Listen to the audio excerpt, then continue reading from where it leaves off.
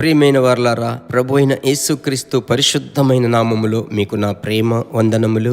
April 15వ తారీఖు ఈరోజు మిక్కిలి అతి ప్రాముఖ్యమైనటువంటి రోజు. ప్రపంచమంతటా ఉన్న ప్రజలందరికీ, క్రైస్తవులకు మాత్రమే కాదు, సర్వలోకంలో ఉన్న ప్రజలందరికీ ముఖ్యమైన దినం.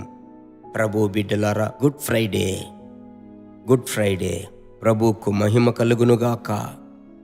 మన ప్రియ రక్షకుడైన యేసురాజు తండ్రి యొక్క చిత్తమునకు తన్ను తాను అప్పగించుకుని శిలువ యొక్క మ్రానుపై ఆయన అమూల్యమైన రక్తమును చిందించి తన ప్రాణమునే అప్పగించి ఆ యొక్క సంఘటను తలంచుకునే ఒక ముఖ్యమైనటువంటి శుభ శుక్రవారం.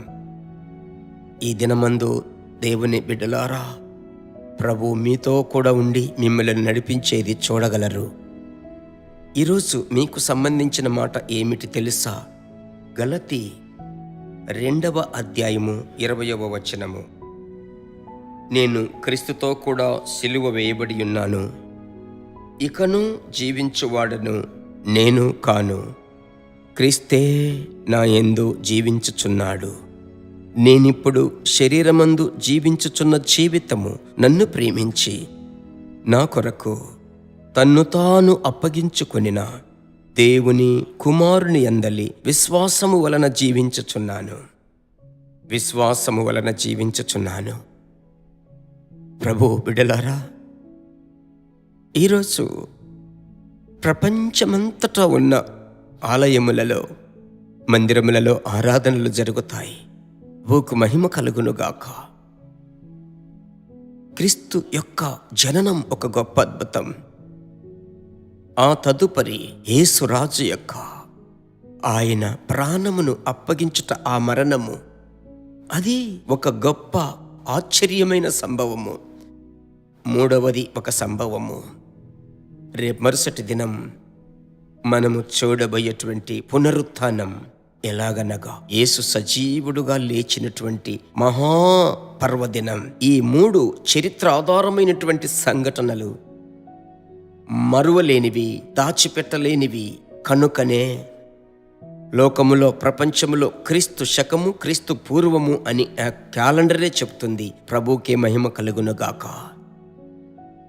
ఈరోజు పరిశుద్ధాత్ముడు ఇందులో నుంచి మనకేం చెప్పుచున్నాడు? ఇకను జీవించువాడను నేను కాదు. ఆంగ్లంలో ఐ అను ఆ మాట వినబడుతుంది.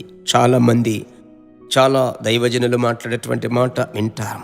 ఇక నేను కాదు, నేను అనే ఆ ఆలోచన కాదు. దైవజనుడు అంటున్నాడు, నేను క్రీస్తుతో కూడా సిలువ వేయబడి ఉన్నాను.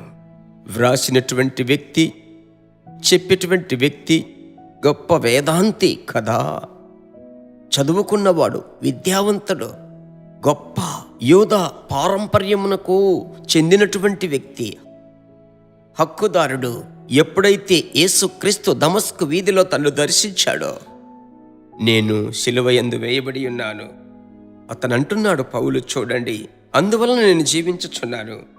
నేను ఎలాగూ జీవించుచున్నాను, ఇక జీవించువాడను నేను కాదు, క్రీస్తే నా యందు జీవించుచున్నాడు. ఇక నేను అనే మాట కొన్నిసార్లు నేను తీసుకున్న తీర్మానం, నేను చెప్పానంటే అలా కాదు. మన యేసు ఏమంటున్నాడు? ఎందుకంటే యేసు మనలో జీవిస్తున్నాడు. కనుక పౌలు అంటున్నటువంటి మాట, దేవుని కుమారుని యందలి విశ్వాసము ద్వారా నేను జీవిస్తున్నాను. ప్రియ సహోదరి, సహోదరుడా, మన శరీర సంబంధమైన వాంఛలను సిలువలో కొట్టివేయాలి. ఈ లోకమునకు తగిన వేషమును మనం సిలువకు అప్పగించాలి.